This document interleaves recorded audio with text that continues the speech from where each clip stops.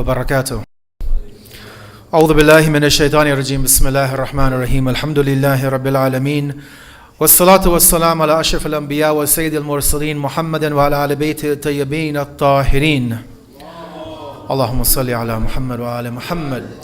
لا سيما مولانا وسيدي صاحب العصر والزمان روحي وأرواح العالمين له الفداء وأجل الله تعالى فرجه الشريف.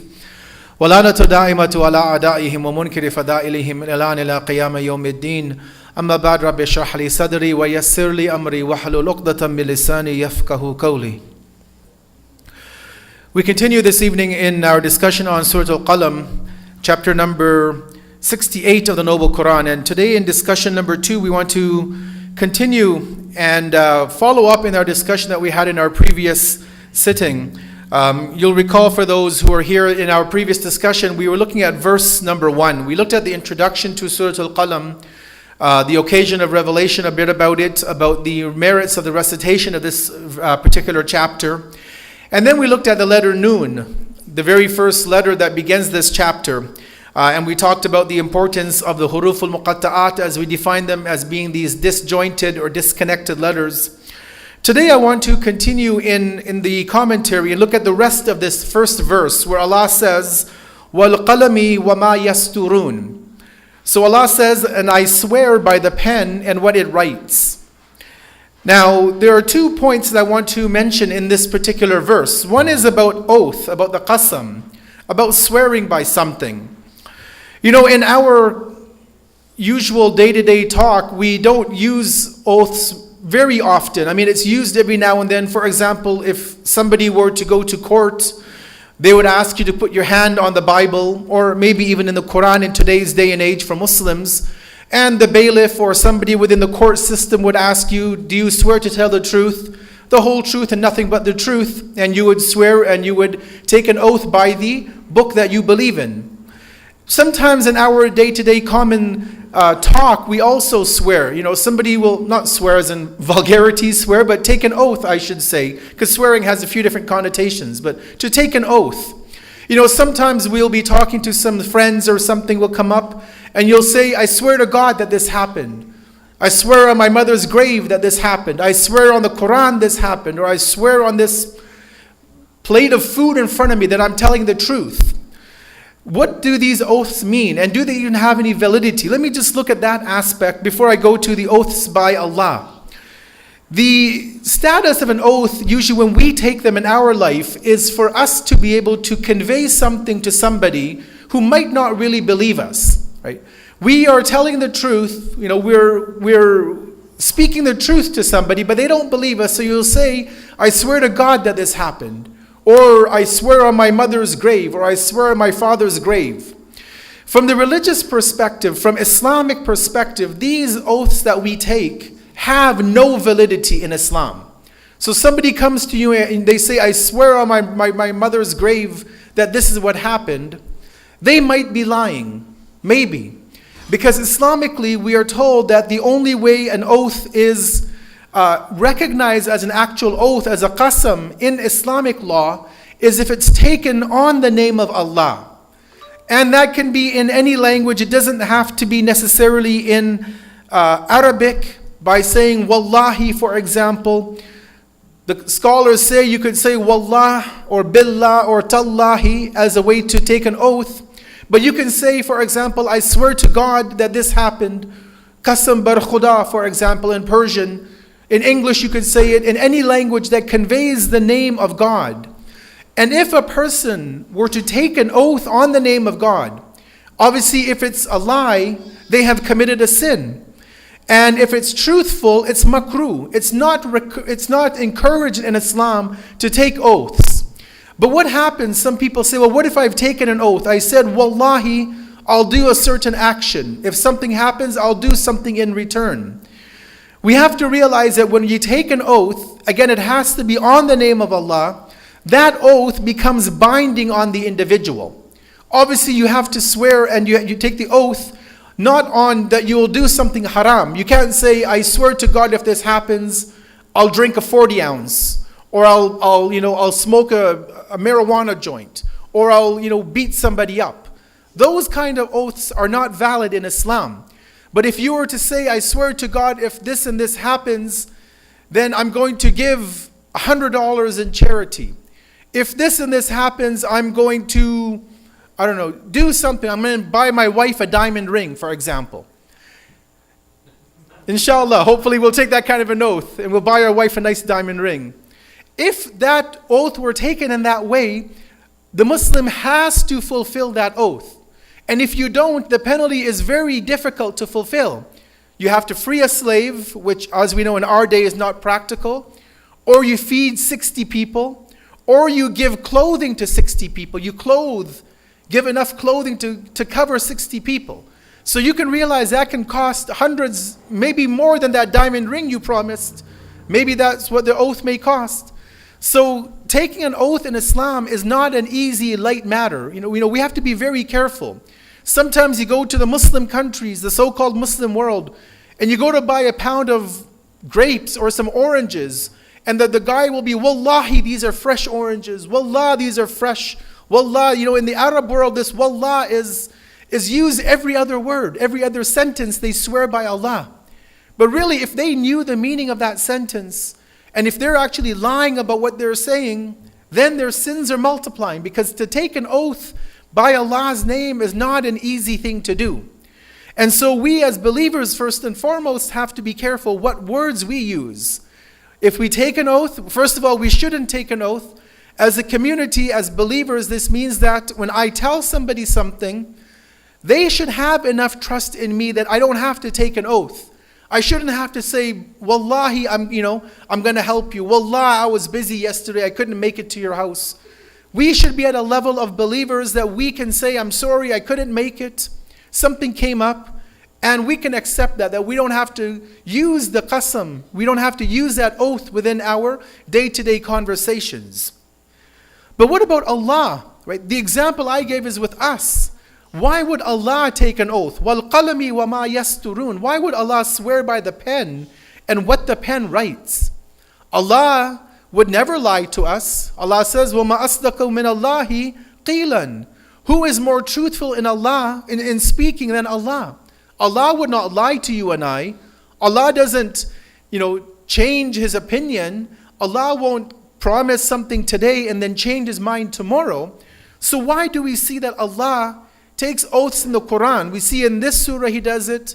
Surah Al-Asr, وَالْأَسْرِ إِنَّ الْإِنسَانَ لَفِي خُسْرٍ. In Surah Shams we see it, 11 qasams, وَالشَّمْسِ وَضُحَاهَا وَالْقَمَرِ إِذَا تَلَاهَا وَاللَّيْلِ إِذَا يَغْشَاهَا وَالنَّهَارِ إِذَا جَلَّاهَا وَالسَّمَاءِ وَمَا بَنَاهَا وَالْأَرْضِ وَمَا تَحَاهَا. All of these oaths are within the Quran. Hundreds of times Allah takes an oath. If He's our creator, He's not going to lie. Why would He bother taking an oath? So scholars give us 3 different opinions of why Allah would even bother taking an oath. One is for emphasis, to get a point driven to you and I that what He's telling us needs to be very carefully considered, to elucidate upon something extremely important. Right? Allah will take an oath to show you and I that what He's about to say has so much importance that He will take an oath, although He doesn't have to. He could have just said, "Oh humanity, I'm telling you this, so believe it." But He does that to emphasize to you and I what He's about to say is of grave importance. Sometimes we're told that He takes an oath to show the importance of the thing which He is taking the oath by. So here He takes an oath by the pen and what the pen writes to show us the importance of the pen. And I'll go into what this pen means. He takes an oath by the fig, by the olive. He takes an oath by the night, by the day, by the stars, by the sun, by the moon. Because these are important things in creation. Nobody can doubt the sun and its importance. Without the sun, life would not exist on earth. Without the moon, we would not be able to live on earth. Figs, olives, all of these things have benefit to humanity. So when Allah takes an oath at this level, it's because He's showing us the importance of what He's taking the oath by. And sometimes He does it to explain something, to convey the reality about something that we doubt, right? We doubt about the Day of Judgment. We doubt a lot of things. We as in humanity, We doubt a lot of things. Even Muslims, we don't always fully have conviction in everything that Allah says. And so sometimes He'll take an oath to show that, you know what, you doubt about this. If you believe that I'm God, I'll take an oath just to show you how truthful I am. He doesn't have to do it. Allah didn't have to go that route. But to show you and I the importance, to emphasize, to bring home a point, He will sometimes take these oaths in the Quran. And obviously He doesn't lie, so whatever He says after the oath is something that we need to reflect upon and realize the importance and the gravity of what Allah is conveying to us. So this is about the oath, because Allah starts it where He says, وَالْقَلَمِ وَمَا يَسْتُرُونَ. Now maybe you're wondering, where does the oath come in that verse? There was no word that said, I swear, or I take an oath.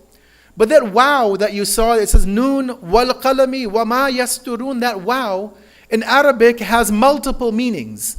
Maybe 15 meanings the letter wow has in Arabic, one letter. And one of them, obviously we know, is to join two things. So for example, I walked, or I saw Ali and Hassan. And is one meaning of wow. But another meaning of wow is to take an oath. And that wow itself, that one letter, because it can have multiple meanings in Arabic, one of the meanings is to swear or to take an oath on something. So this is where we see that the oath is coming in, وَالْقَلَمِ وَمَا يَسْتُرُونَ. The second point I want to mention is about this issue where Allah says the pen and what it writes. Why would Allah take an oath by the pen? Now today we don't use pens, or we use digital pens. We have tablets where we write on the tablet with a digital pen. We don't necessarily use pen and ink as we did back in the day. Even today, a lot of children who are going to public school, they do more writing on their computers, on their Chromebooks and laptops and tablets, more than they do with a pen and paper. And so, Allah is, and don't limit it only to the physical pen. Allah is using the pen as a metaphor for any form of communication.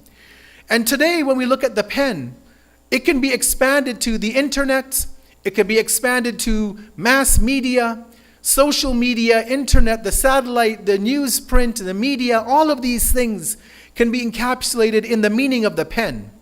And today we see the importance of this medium, right? Whether it's the pen, the digital pen, the analog pen, how this has the ability to change and to shape public opinion. Nobody can doubt that before the internet, and the internet is very young, maximum 20 years we've had the internet as a public phenomenon.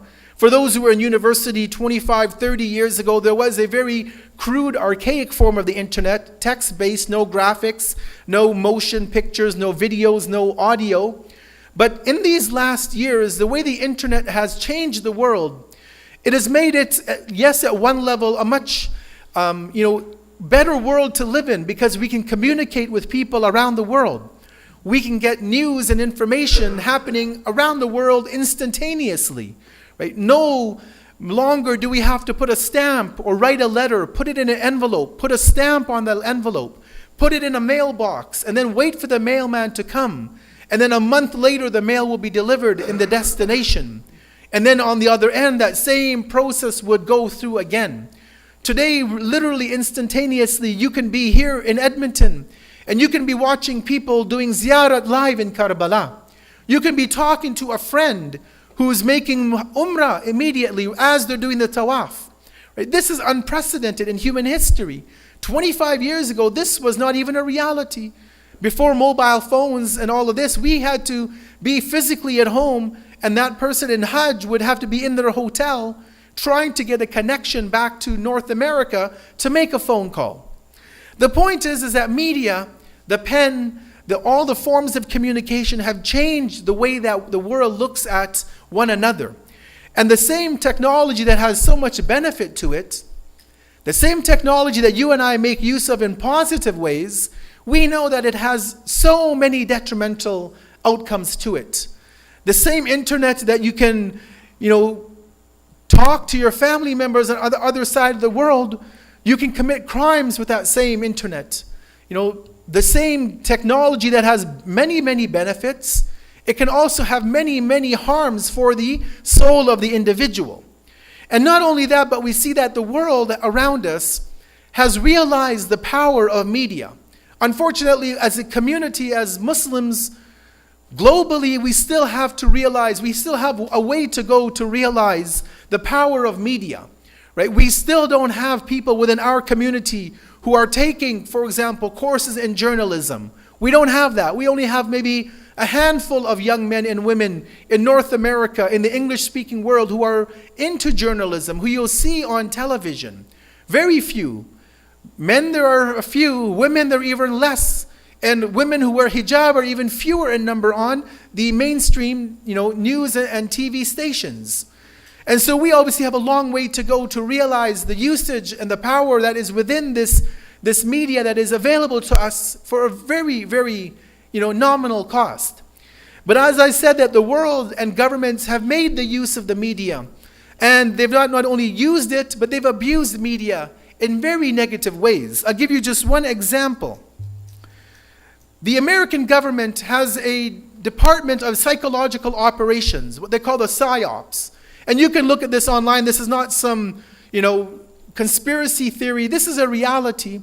And I'm sure Canada has an equivalent, but the American government has an entire department devoted to psychological operations because they realize you cannot bomb people into submission. You can bomb a few people here and there in Afghanistan. You can maybe kill a few members of the Taliban. You can kill some Al-Qaeda operatives in Iraq, in Syria, in these regions. But in order for them to control the people, they have to control the mind. They have to control the thought process of the people. And this is used on so many different levels. Whether you look at television today, what our children are watching on television, the filth that's on television, this is a psychological operation. Internet is no different. Parents that give their children their iPads and technology and just let them run wild on them. And, they give them free access to Wi-Fi at home without any kind of filters. And they go and do what they want to do and see what they want to see. This is all of that information that's on there.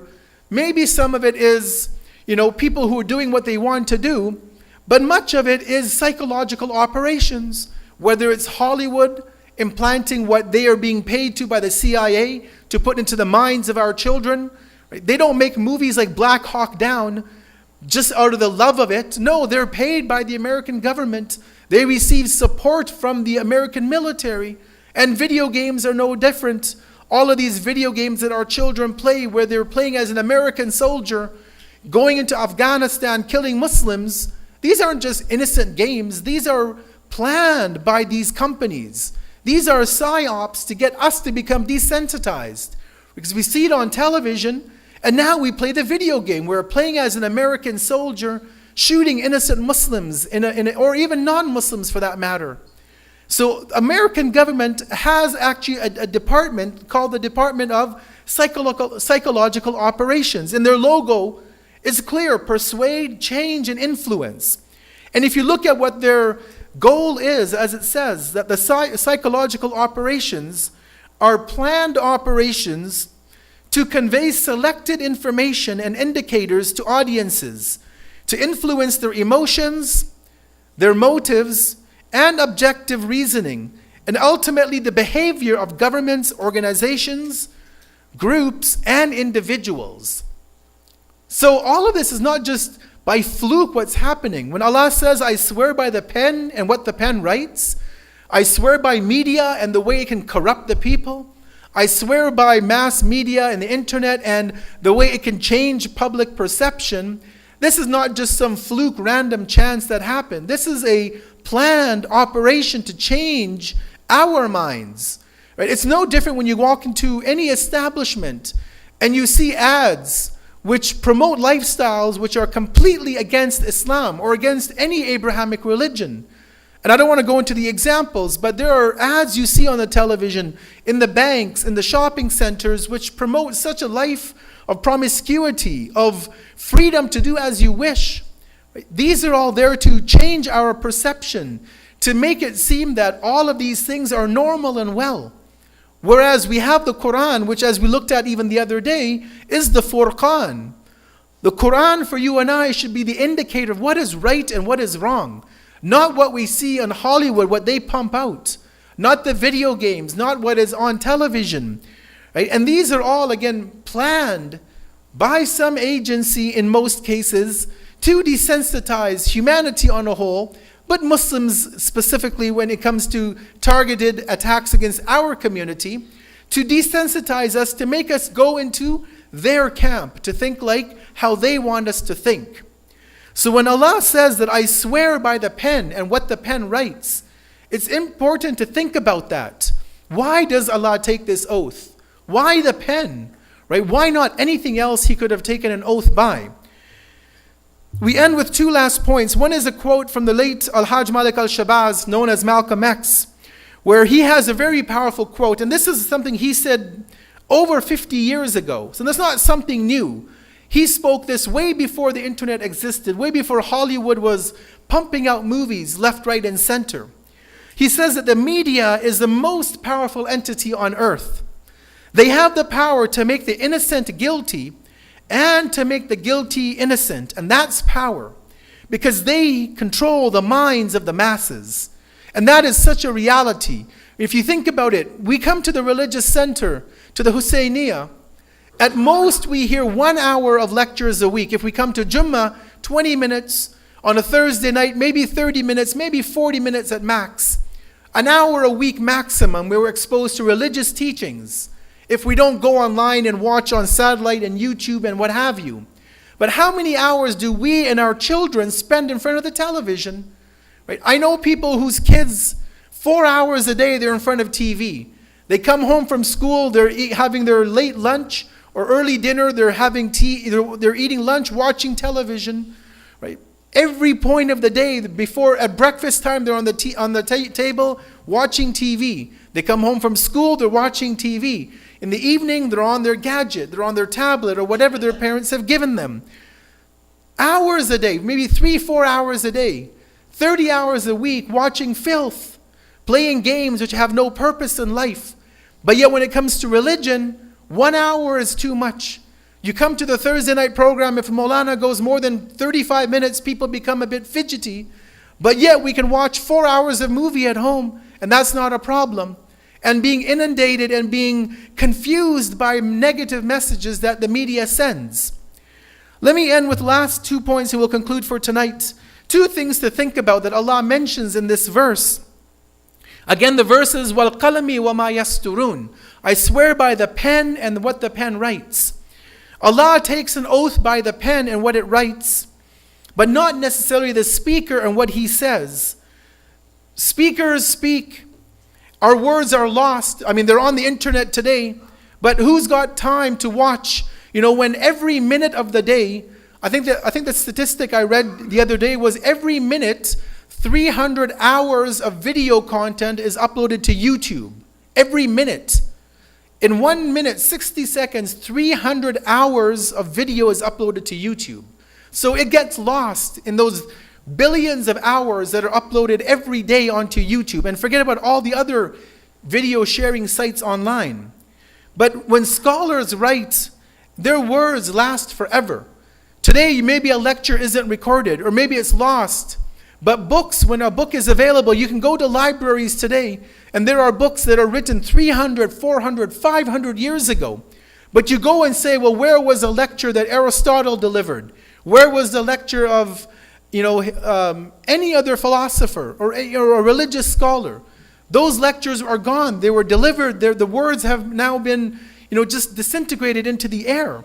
But books, words last forever. So if we take wal qalami to be the literal meaning, words last forever. Right? They stand the time. That's why libraries exist with books that have been written thousands of years ago. Last but not least is that people and nations cannot be bombed into submission alone. You cannot bomb an entire country into submission. However, and we see that there's always a cultural element involved, is that if you want to destroy a nation, you use false propaganda. You use what people call fake news. You use words. You convey thoughts and ideologies to people. and you can get them to submit, that in a way they would never submit, were they just to be threatened by death. And so as we close, we realize the importance, hopefully, of the pen. Keep in mind, especially for our children and also for the adults who are here tonight, all of us need to be careful of what we look at online, of what we give our time to, what we listen to, what we look at. We have to be careful of these things, and especially for our children, we can't let them just run wild with technology. Give them free Wi-Fi access at home or in the shopping centers or even at schools, because yes, they're innocent, but they're also inquisitive. And their this inquisitive nature which Allah has put within us, this quest to learn, to gain knowledge, it can unfortunately be used in negative ways. And so we have to be, as a community, as parents, as elders, we have to be careful what our children are looking at, what they're listening to. When Allah says in the Quran, فَلْيَنْظُرُ الْإِنسَانُ إِلَىٰ تَعَامِهِ, let each person look to their food.